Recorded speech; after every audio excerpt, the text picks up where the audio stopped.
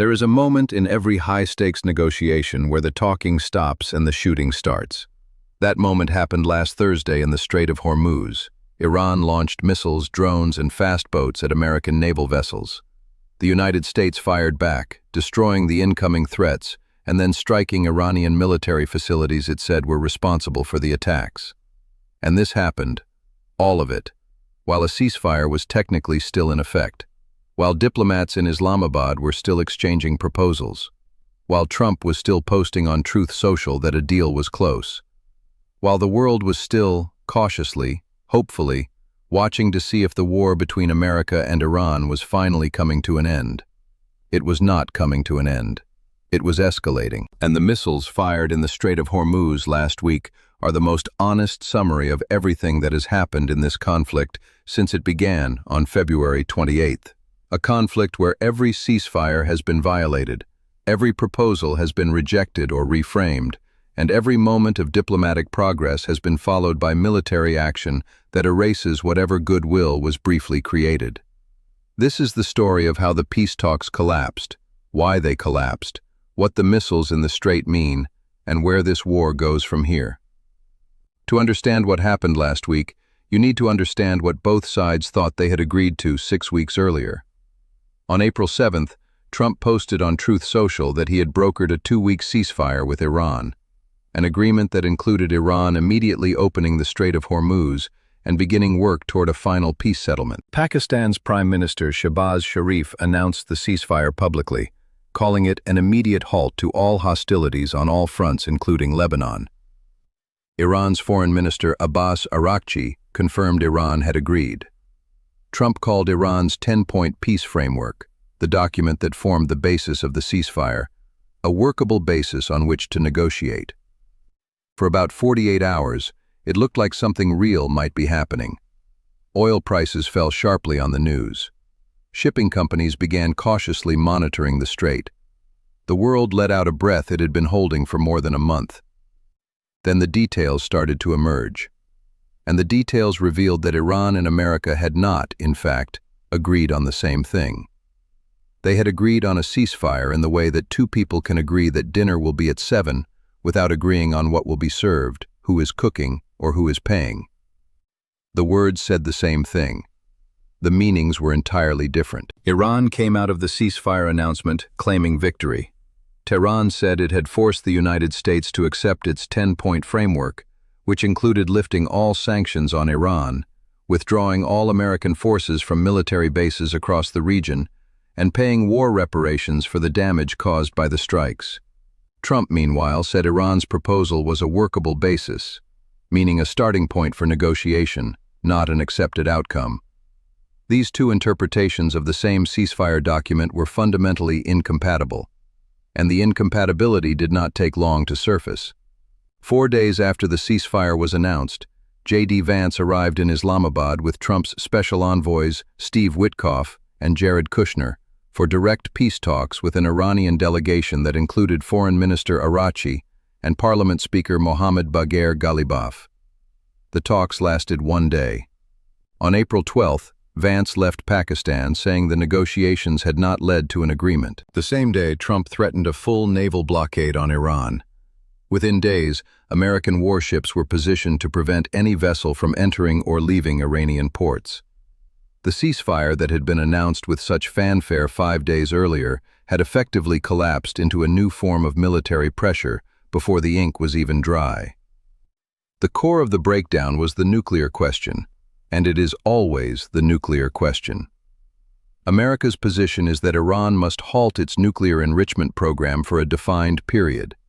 U.S. officials were asking for at least 10 to 12 years, and must hand over its existing stockpile of approximately 440 kilograms of highly enriched uranium. That uranium, if processed further, could potentially be used to build multiple nuclear devices. Trump made the uranium question personal and specific. He told reporters from the Oval Office that during negotiations leading up to the ceasefire, Iran had told him directly, "Number 1, you're getting it, but you're going to have to come and take it out." Trump said Iran agreed to hand over the uranium. Then, he said, they changed their mind because they did not put it in the writing. That accusation, that Iran verbally agreed to surrender its uranium stockpile and then walked it back, captures the fundamental dynamic of every negotiation in this conflict. Both sides accuse the other of agreeing to something verbally and then denying it later. Both sides present proposals that they describe as generous and reasonable, while describing the other side's proposals as unacceptable wish lists. Iranian lawmakers called America's latest 14-point proposal more of an American wish list than a reality. Trump called Iran's counterproposal totally unacceptable and stupid.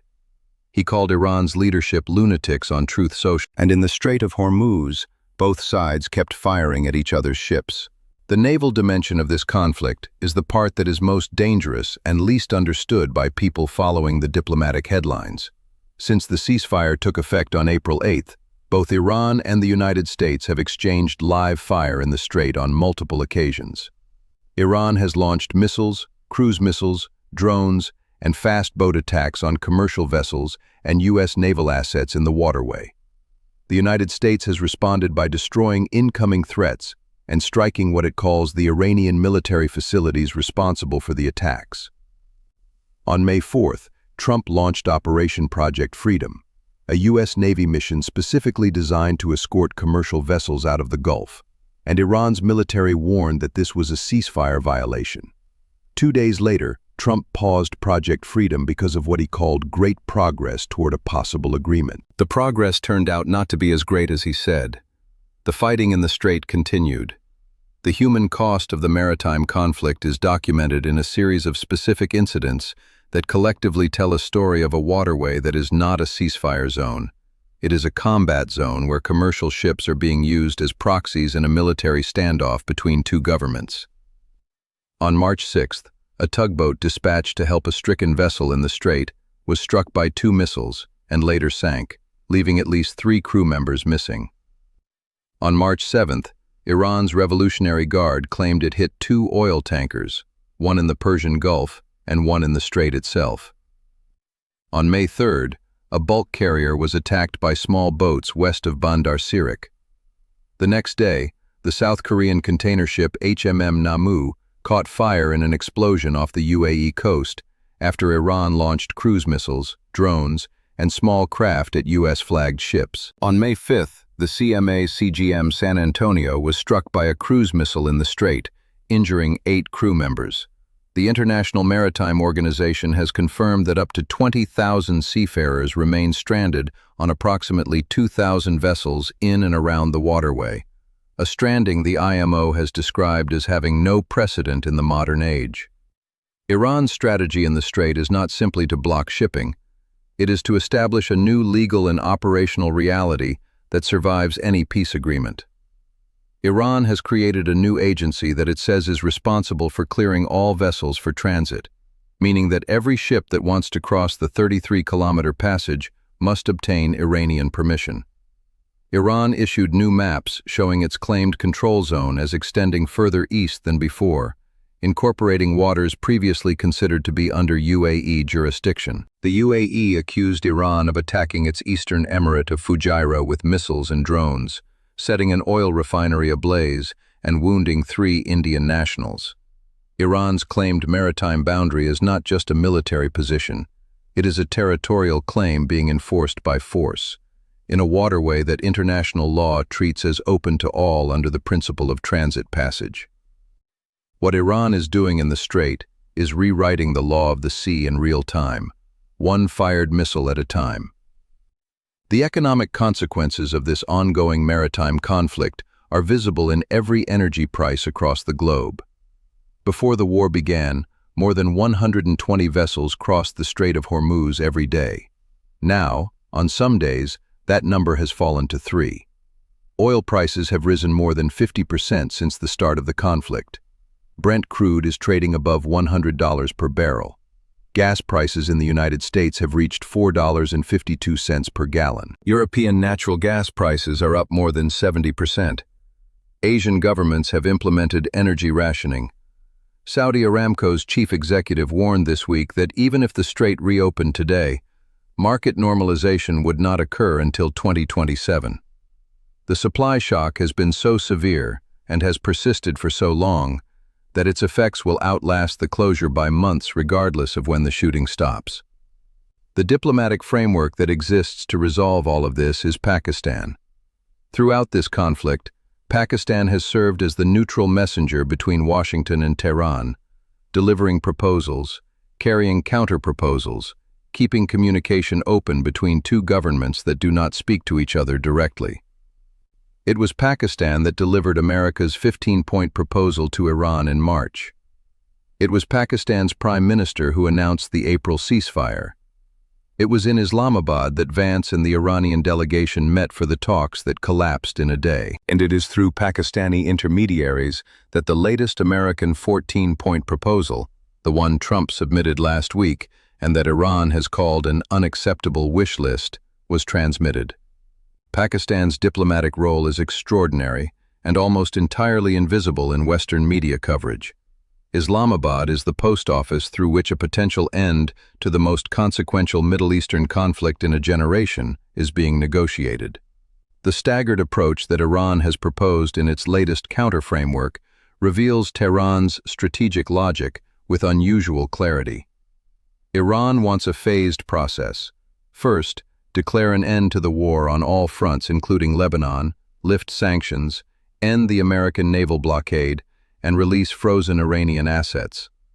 Then, in a later phase, deal with the nuclear program. Trump has refused this sequencing.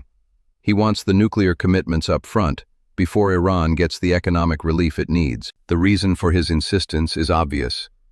Once Iran has its sanctions lifted and its assets released, it has far less incentive to make nuclear concessions. The leverage disappears with the economic pressure. Iran understands this perfectly, which is exactly why it wants the economic relief first. The two sides are not just disagreeing about what they want. They are disagreeing about the order in which concessions should be made. And in diplomacy, sequencing is often the difference between a deal and a war. The analysts who follow Iranian decision-making most closely are not optimistic. One expert at the Middle East Institute described Iran's current leadership as a lot less likely to make a deal than it was in 2015, when it had a relatively more moderate leadership. Now it has a more hardline and radical government, and more issues are on the table than just its nuclear program, notably the Strait of Hormuz, which Iran has now formally claimed as sovereign territory. The same analyst said it is going to be much tougher to get a deal with this Iranian administration. That assessment is consistent with what the negotiating record shows.